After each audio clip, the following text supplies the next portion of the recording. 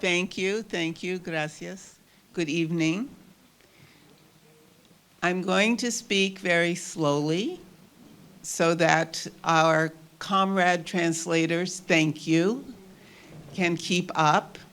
And if I speak too quickly or try to say too much, gesture madly, and I'll slow down, okay? All right. I am so delighted and honored to be here. Thank you both, comrades, for your thoughtful and mind-opening commentaries, and even more for having written the foreword and afterword for my book, this book, that book over there. Thank you, Virus Editorial,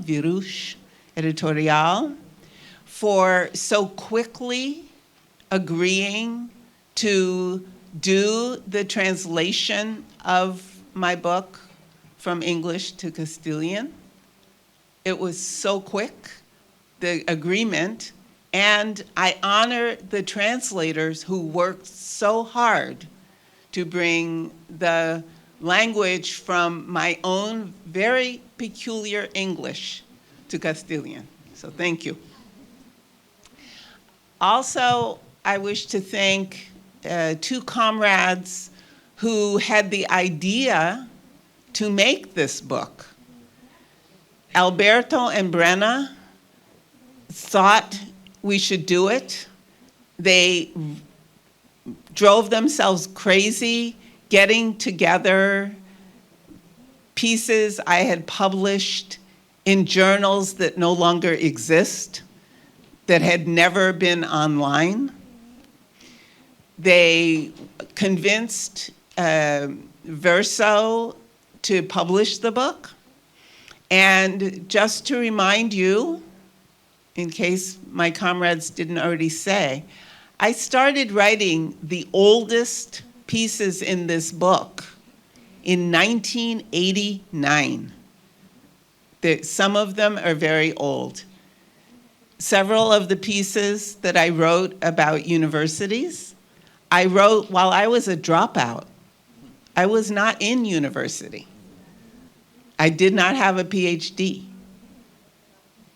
But I was thinking a lot about epistemology, about formal education, about how people come to make sense of the world in those ways, formally, and how that both derives from and differs from how people make sense of the world in other ways, through other institutions, families, unions, workplaces, faith communities, work, business, sports, all of the things people do every day. So I'm not sure how much time we have. How much time do I have? I don't know. 40 minutes. Maybe. I can talk. Ooh. Settle down. I have a lot of things I'd like to say. Yeah, thank you. Thank you.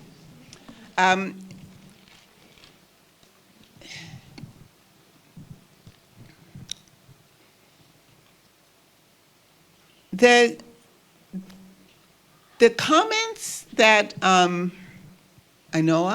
did I say your name properly? Started with really spoke to my heart and my political imagination. By starting with an observation from Selma James, who was much more my teacher than David Harvey. He's my friend, he's my colleague. Selma was my teacher. I take very seriously the requirement that we think internationally about everything, not just some things. And in fact, the contemporary abolition movement of which I am happy to be a part, so the movement that started a generation after your teachers, is a movement that took and takes internationalism very seriously in many, many respects. The most fundamental of which is that the movement to abolish chattel slavery, and indeed chattel slavery itself, were both international. It is like the given is that it is international.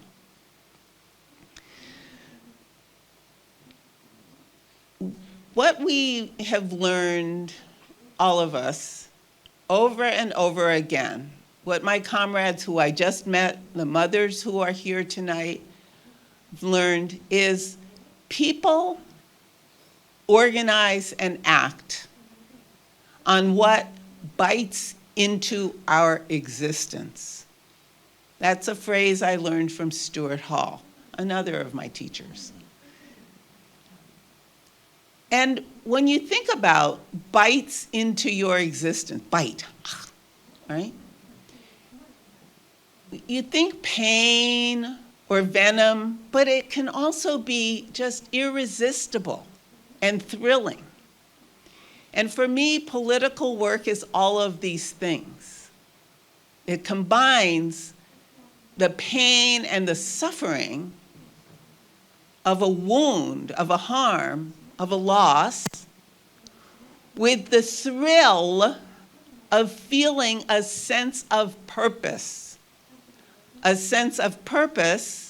through which we can remedy, at least in part, the larger social situation that created the conditions for the harm we have felt, the loss we have experienced. Yeah? So there's something exciting and ought to be irresistible about the work that we do. And I sit up here talking with all of us, and I'm 74, and I'm not done. And my sister Angela Davis is 80, and she's not done. We don't stop, right? Maybe we should, but we don't.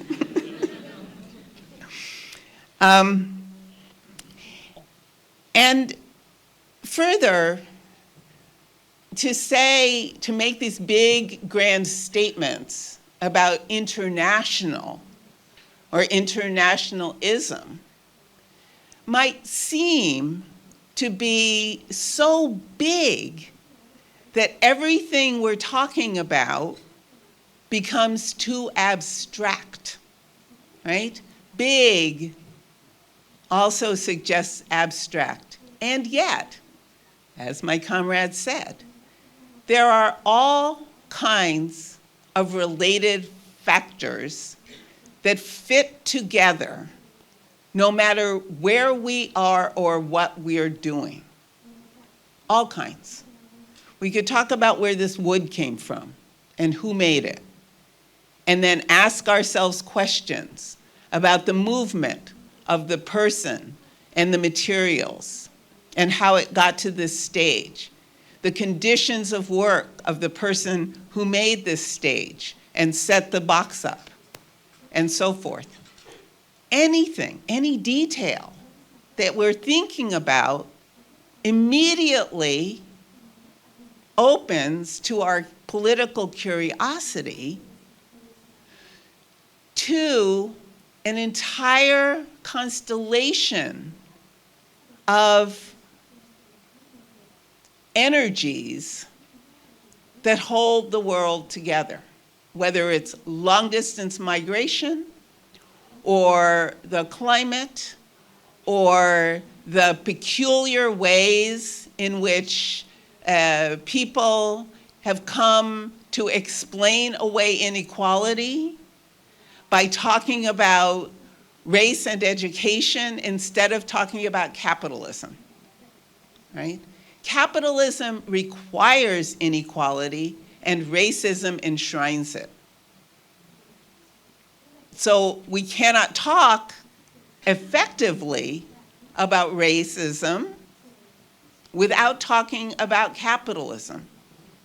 And we cannot ever talk effectively about capitalism without talking about racism. They go together. Is racism the only shrine at which capitalism worships? No. We heard from both commentators many other situations of very violently enforced inequality in households, in communities, between religions, between polities, and so forth. These also are part of the many shrines at which capitalists worship. I'm not making fun of anyone who worships, but I do worry always that capitalism is a religion. If we think about the interrelated factors that I just suggested are a constellation, which makes them seem very otherworldly, we can bring them down to earth and consider how the contemporary conjuncture consists in many ways of kind of two dialectical situations. There is a situation of organized abandonment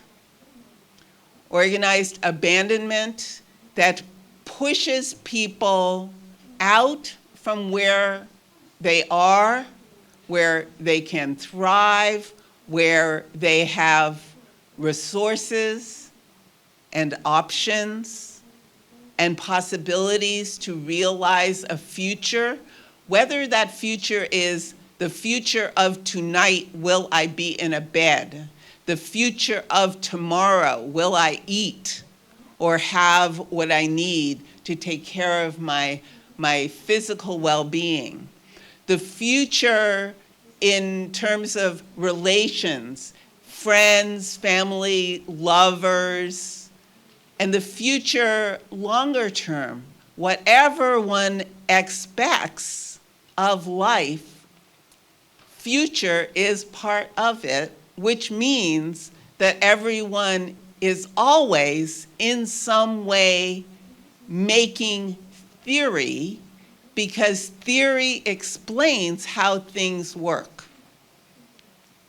So people are making theory, whether the theory is about where to get a bed tonight, how to avoid the police this afternoon, how to find housing or shelter.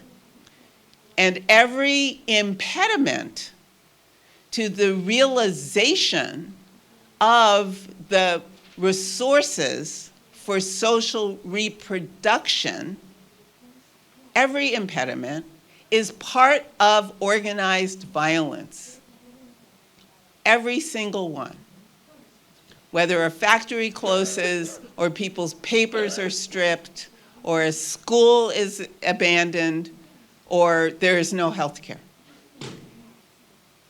Because people are compelled to move, whether they want to or not, move house, move job, move town, move rural, urban, move across borders, move in many ways, move partners, move all kinds of things. We also see the forces of organized violence growing and consolidating their capacity to control at the edges and frequently also at the center, what it is that people who have run out of resources are able to do. And one of the resources that people run out of is solidarity. A resource people run out of is time. And indeed, what prison and jail does is steal all of your time, whatever else one does locked up in detention or jail or prison. What is happening to your time, which is never renewable, it's completely not renewable, is the time turns into money for somebody else. Whether you work or not, it becomes money.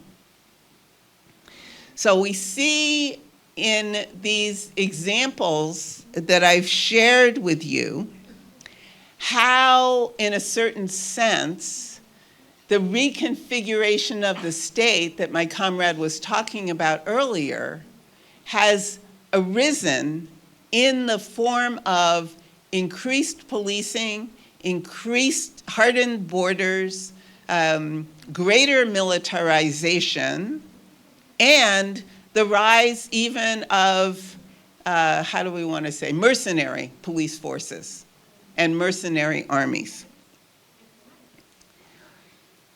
As those agencies grow, as they aggrandize, does that work into Spanish? As they aggrandize, they're not just there, and they're not just instruments of some other elite power called the state. They become part of the elite power block and determine then what happens next.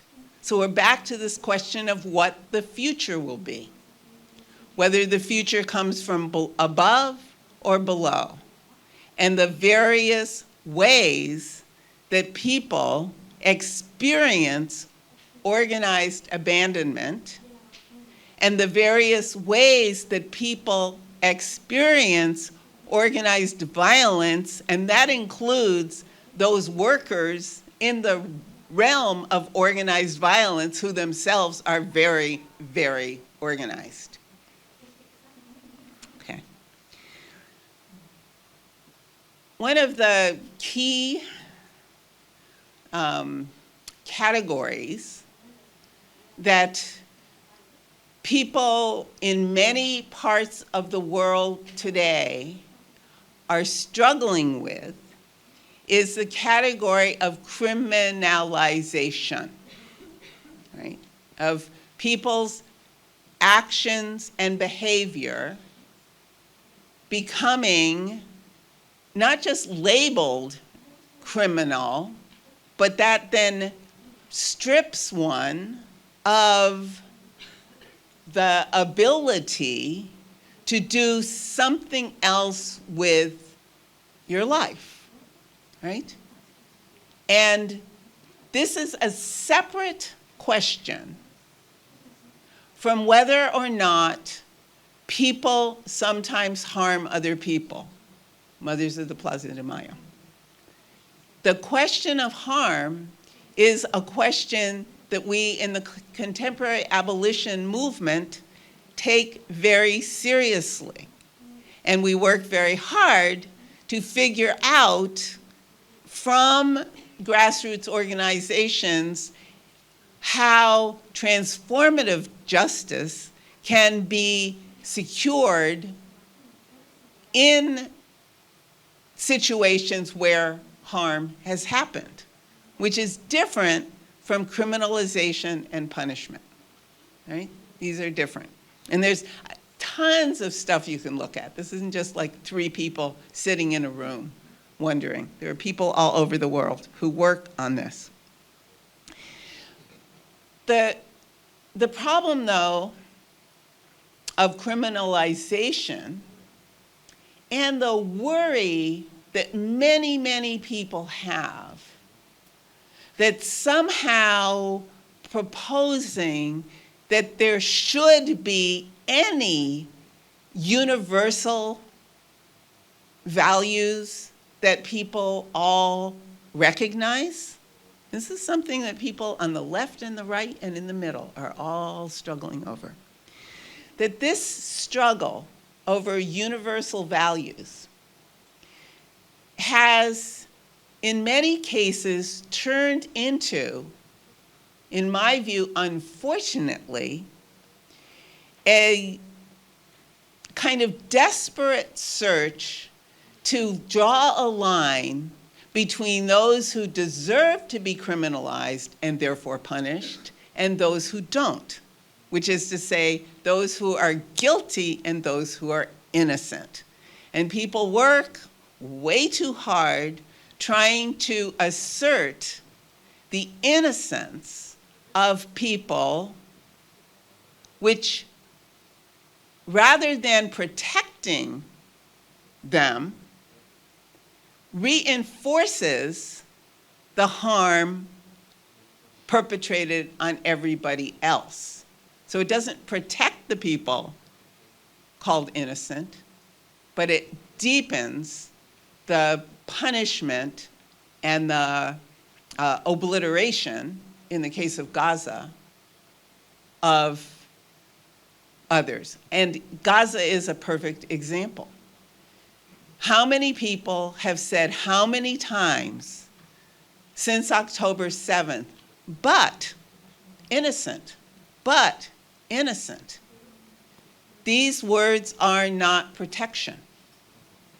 These words are not political, except for they are a political capitulation to an already existing structure in which the forces of organized violence determine who should be herded and who should be hurt. So this brings us to the question that both of you discussed a bit, and that's the question of rhetoric or language, or some of us might say narrative, which is to say not just the story, but what the dramatic nature of the story is. Let's take the mothers. Mother after mother after mother in Argentina, and then also in Los Angeles, and now in Brazil and other places, all kinds of mothers said to themselves, why is my child gone? Right? And many people said to the mothers, your child is gone because they were bad. That was the narrative. You have a child, they're bad, they're taken away. And then as mothers met other mothers and started talking and comparing and doing battle with the system that could take their children, mothers decided this narrative, this explanation of why things changed the way they did is not acceptable. We reject that narrative. We reject how we, the mothers, are characterized as mothers, and we do not abandon our children. We will organize to undo their abandonment. This is what we'll do as mothers. This is an example of changing the narrative, and it's also, therefore, an example of people organizing through what bites into their existence. Yeah? As I said, I'll talk for a few more minutes and I'll be done. As I said at the beginning of my remarks, for we who kind of got the contemporary abolition movement going, or at least we who are aware of one another who got it going, we had a sense that on the one hand, abolition had never been fulfilled, which is more or less what you were saying in talking about plural abolitions. But on the other hand, we were saying, yeah, but what our purpose is not to make liberal adjustments to a liberal capitalist society, because capitalism is the problem. So we got to thinking about how some people, particularly W.E.B. Du Bois, are we familiar with Du Bois? His name looks like it's Dubois, but it's not, it's Du Bois. And others wrote about abolition in the US context at the end of legal slavery, so in 1865. And what Du Bois perceived by reading through archives and more by reading books that people who were racists but who wanted the nation to stay, the US nation to stay intact, had written, Du Bois said,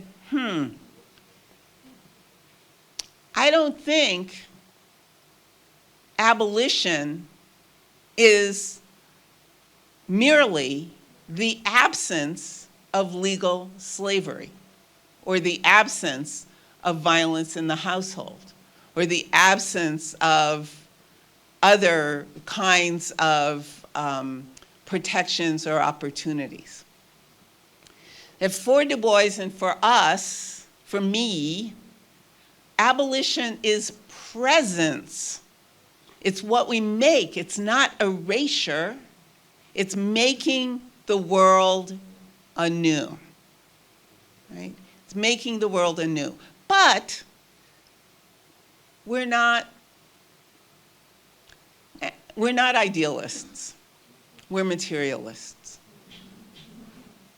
We know that we make the world from what we have.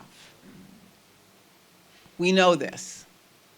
We also know, because human ingenuity is so phenomenal, that we don't know all of what we have until we try to do something. We don't know what's possible with this table. We don't know what's possible with us as a collective of people who can concentrate our energy to make the world different, right? So, as against a kind of liberal abolitionism, oh, we'll change this and take away this, and we'll change this and take away this, we propose a revolutionary abolitionism, which is, we only have to change one thing, everything.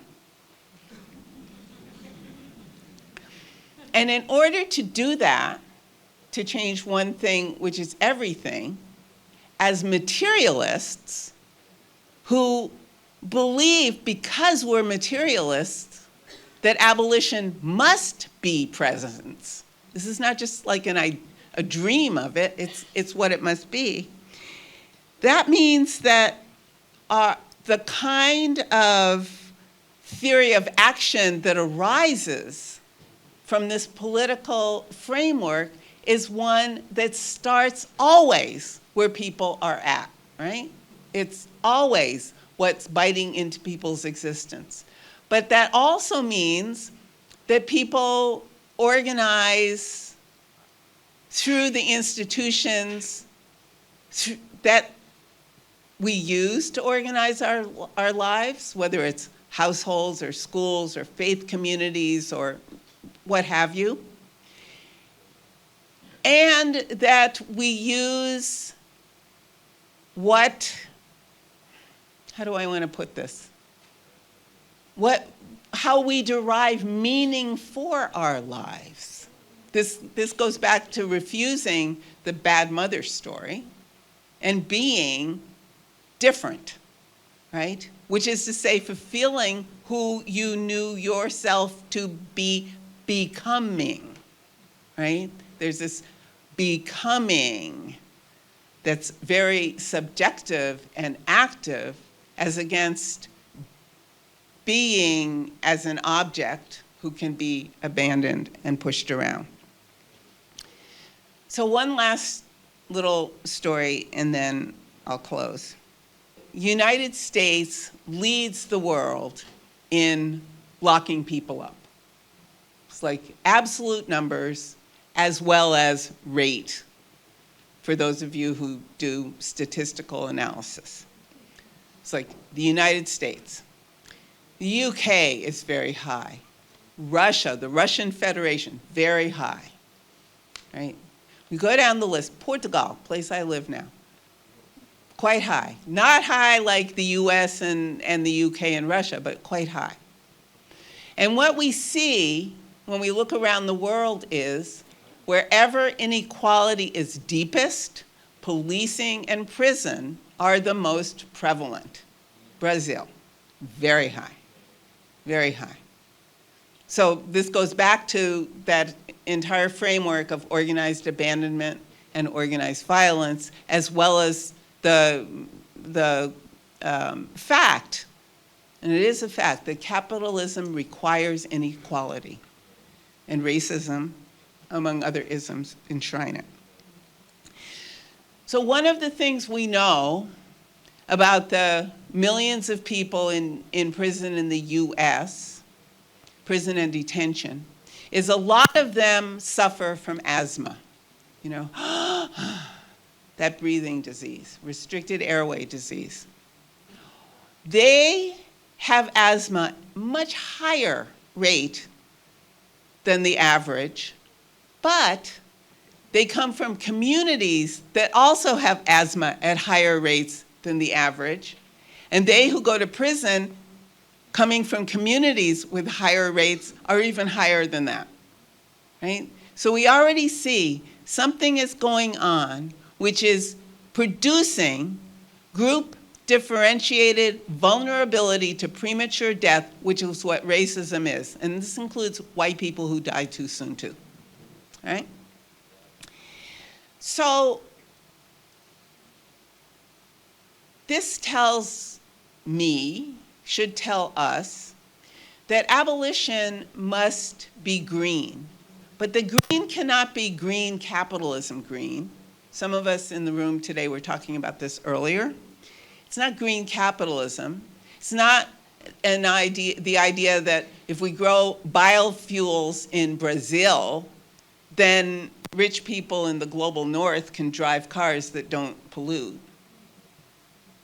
but displace all of the people from agricultural lands in the global south.